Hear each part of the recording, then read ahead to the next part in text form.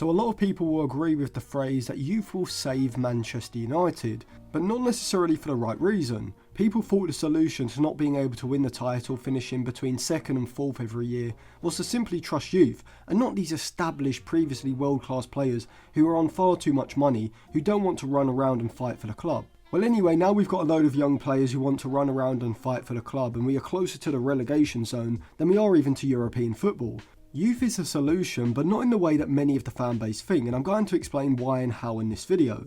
But this brings up some questions. If Manchester United have prioritised signing youth players over the past few years, and that has actually made United worse, why is my strategy, which I also think is INEOS' strategy, any better than the previous one? Secondly, how do you actually set up a development system so that when these young players are signed, they don't just end up on random loans or as squad players who never end up being good enough? And who are some examples of young players that Manchester United should be targeting? So let's start off with the first. The issue with Manchester United's recent transfer strategy of signing young players is the money that we are paying for them. Serious question, what is the point in signing Leny Yoro or Rasmus Højlund for the fees we did, considering that even if they reached their potential, they would only be worth the amount we paid anyway? Surely the logic behind signing young players is that you're able to get them early, sign them for lesser fees, so that they then develop into 50 to 60 million pound players. If you're going to pay 50-60 million pounds, just sign the ready-made package. But before I go any further on this particular point, a quick reminder, if you do want to check out any cheap, good quality football jerseys,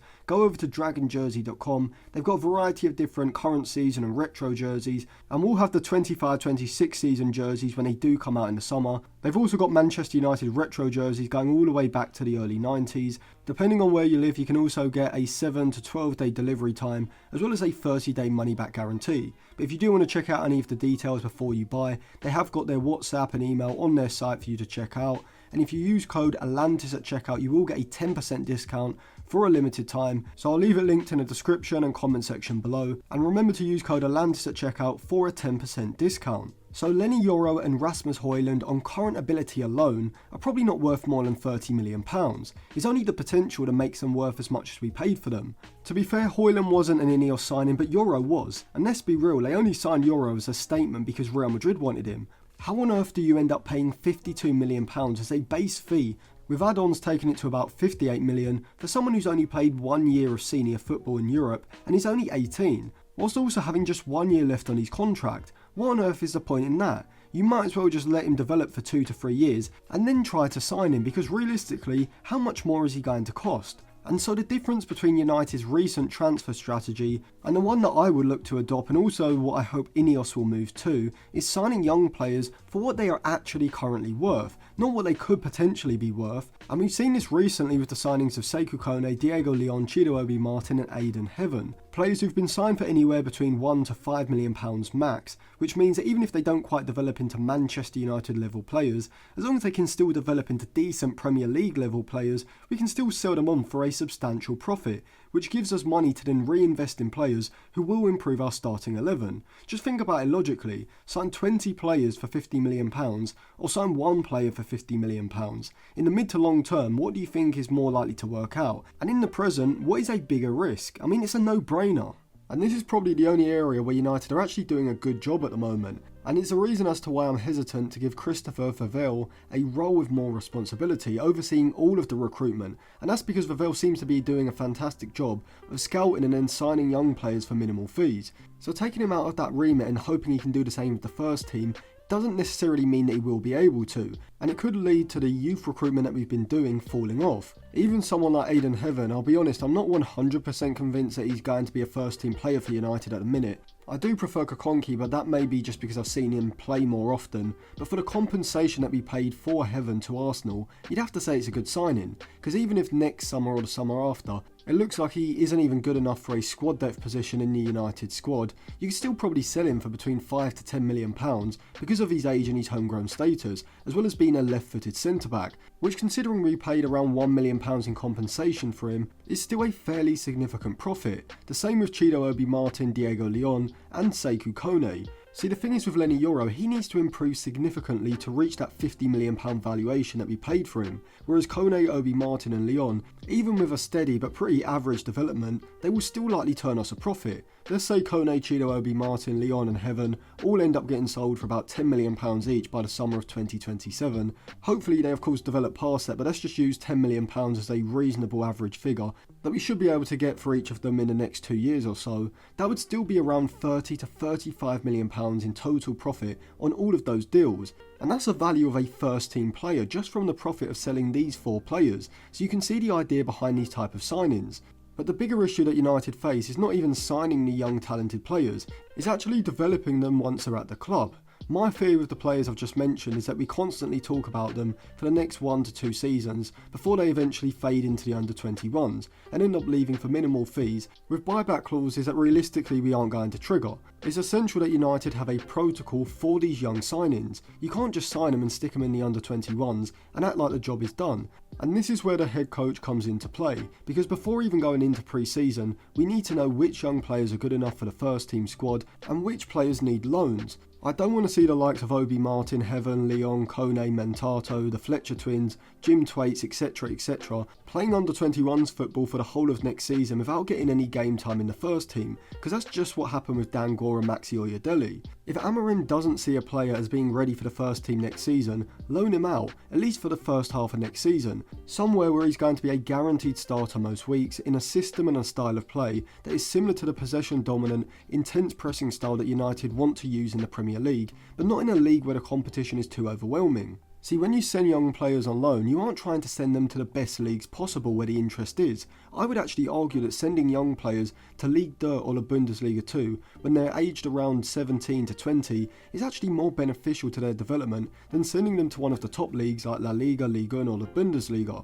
because it enables them to be one of the best players in their team or even in the league, or at least someone who can hold their own. And the effect of this is that it's going to allow them to build confidence in their own abilities, aiding their development immensely, rather than sending them somewhere where they're constantly scrapping for minutes here and there, and the opposition they face are a level or 2 above, either physically, athletically or technically. Let me know in the comments if you do want me to do a whole separate video going into detail about how United could use a multi-club model of sorts to develop these young players. And of course make sure you subscribe to the channel and click the bell so you do get notified when that video does come out if I do release it. But now I'm briefly going to tell you about 3 young players who I think this summer United should be trying to sign for minimal fees, just like we've done with the likes of Kone, Chido, Obi Martin, Heaven and Diego Leon. But before I talk about those players, a quick reminder, I do have a Patreon. You can get access to my articles. If you do like niche and kind of interesting topics, you'll probably find my articles an interesting read. I've got a variety of different topics. I've got one out on Celtic and their link with Japan, which may be interesting to you if you like videos like this. You can also sign up for my in-game Instagram group chat where we do have discussions throughout all the Manchester United games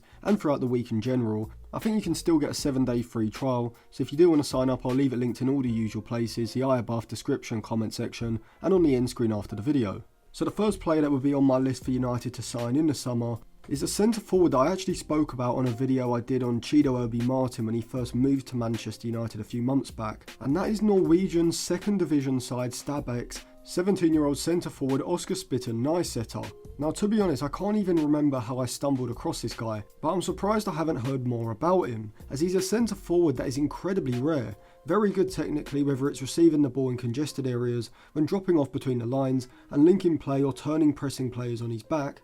He's quick across the ground with the ball at his feet and has the ball control and trickery to be able to beat players in 1v1s when he is able to pull out wide, but also something I particularly like is his ball manipulation around the box, in order to open up angles and get into shooting positions, wherefrom he's got a superb shooting technique off of both feet, capable of directing the ball into the corner with power. He's stylistically similar to someone like Harry Kane or Robert Lewandowski in the sense that he's got a very complete skill set, capable of playing as a deeper lying forward, dropping off and linking play with his back to goal. But unlike Kane and probably more like Lewandowski, he does have the pace and the dribbling ability to be able to run in behind the back line and also spinning down the channels, whilst also being fairly decisive with his pass selection and clinical with his finishing in and around the box. He's only 17, not 18 until August, and considering Stabæk's record sale was Antonio Nusa to Club Brugge back in 2021 when they were still a Norwegian top division side for 5.7 million euros, United should be able to get Oscar Spiternæsetter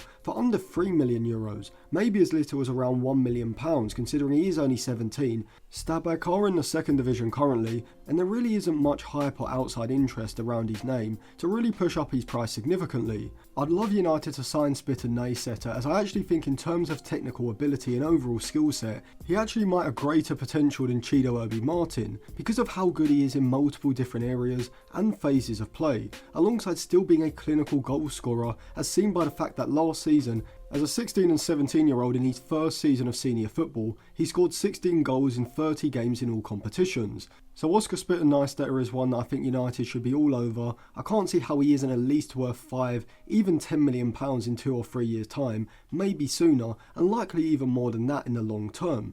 As I think if he's developed properly, then he's got the ability to establish himself as at least a Manchester United squad player by the age of 19 or 20. Another player who I think, along with Spiternæsetter, could be one of the bargains of the summer is Motherwell's 18-year-old central midfielder Lennon Miller. Now, I've also spoken about Miller in a previous video where I was saying that United should look to sell Toby Collier for around 10 to maybe £15 million and bring in Miller for a fee that would range from maybe £3 million up to a maximum of around £8 million, I'd say, depending on whether the recent reports of Lyon potentially bidding that are true. If not, he may be available for less. But even for £10 million, I think Miller is well worth it because when you watch him play, you can clearly see that from a technical point of view, he's already a level above most other players in the Scottish League, being a fantastic long passer and crosser from open play as well as set pieces, particularly when delivering crosses from that deeper and more narrower position, which would be crucial for United if he's backing up play. He's also press resistant and got the close ball control in congested areas to bypass pressure,